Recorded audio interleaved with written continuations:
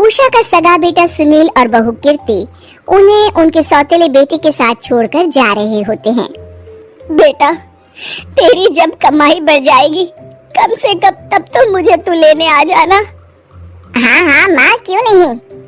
चलो भी, अब कितना लेट कर दिया है, टैक्सी इंतजार कर रही है बाहर। हाँ हाँ चलो।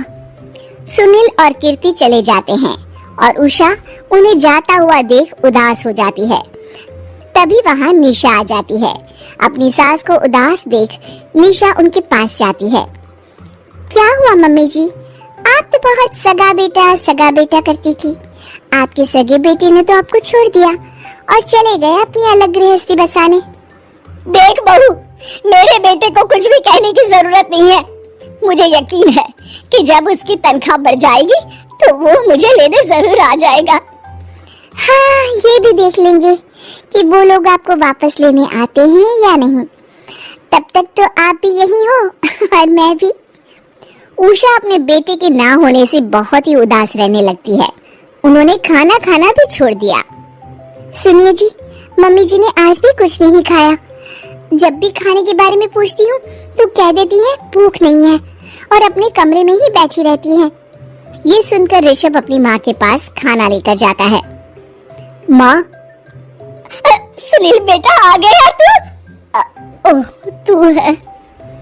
माँ, मैं खाना लाया हूँ, खा लीजिए प्लीज। आप ऐसे भूखी रहेंगी तो बीमार पड़ जाएंगी। मुझे भूख नहीं है, ले जा तू खाना।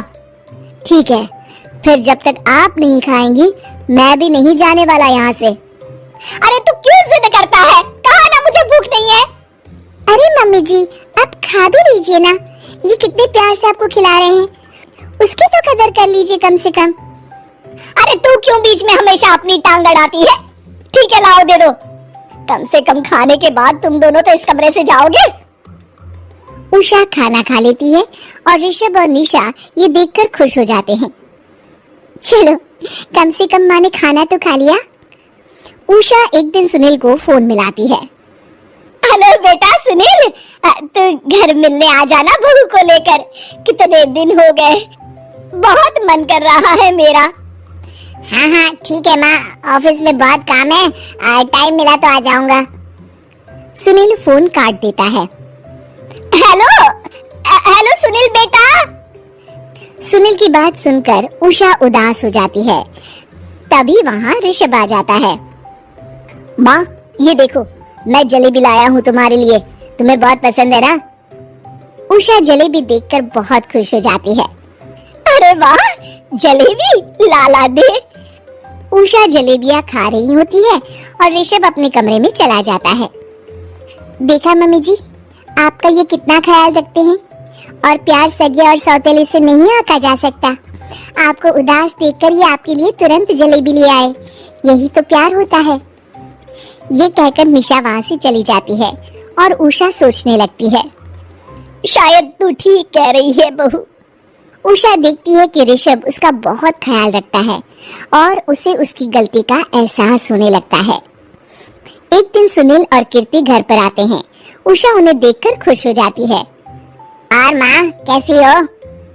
अरे बहुत अच्छी हूँ। ऋषभ और बहू मेरा बहुत ख्याल रखते हैं।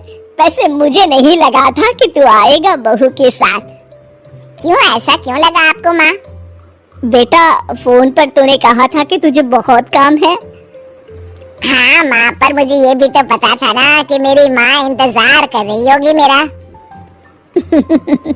ना बेटा ना, मैं तो इंतजार नहीं कर रही थी, मैंने तो उम्मीद ही छोड़ दी थी। सुनील को ये देखकर अजीब लग रहा होता है कि उसकी माँ ऋषभ से अब बहुत अच्छे से बात कर रही होती है और उसके आने की उनको कोई खास खुशी भी नहीं होती है। अपनी माँ का ध्यान न पाकर उसे थोड़ी सी जलन महसूस होती है। माँ, ये देखो मैं क्या लाया हूँ, साड़ी तुम्हारे लिए। हाँ बेटा, अच्छी है साड़ी तो। अच्छी है तो फिर आप आज इसे पहनो और फिर कहीं घूमने चले जाते हैं। बेटा, ऋषभ ने भी मुझे साड़ी दी थी, आज तो मैं वही पहनूंगी। तेरी दी हुई साड़ी फिर कभी पहन लूंगी। सुनील को अब बहुत ही ज्यादा जलन हो रही होती है। उसे समझ नहीं आता कि अपनी माँ का ध्यान फिर से कैसे वो अपनी तरफ खींचे। रात हो जाती है और उनके जाने का वक्त आ जाता है। माँ चलो अपना सामान बांधो और हमारे साथ चलो। कीर्ति ये सुनकर चौंक जाती है। ये क्या कह रहे हैं आप? हम सासू माँ को लेने थोड़ी ना आए थे। अरे तुम चुप हो जाओ। माँ चलो जाओ, अपना सामान बांध लो। आप मेरे साथ आ रही हो, मैंने कह दिया तो कह दिया। अरे पर बेटा तेरी तो तनख्वाह कम है, मैं तुझ पर बोझ नहीं बनना चाहती। अरे मुझ पर बोझ नहीं हो माँ, बस आप चलो ना, मैं लेकर ही जाऊंगा आपको। नहीं बेटा, अब मैं नहीं आना चाहती, मैं तो अब ऋषभ और बहू के साथ ही रहूंगी। ये सुनकर ऋषभ चौंक जाता है। ये क्या कह रही हो माँ? हाँ बेटा, मैं कहीं नहीं जाने वाली अब। माँ अब सच में नहीं जा रही? नहीं बेटा, मैं तो तेरे पास ही रहूंगी अब, और जो प्यार मैं तुझे नहीं दे पाई वो सब दूंगी बेटा। ऋषभ और उसकी माँ गले मिलते हैं और निशा खुश हो जाती है।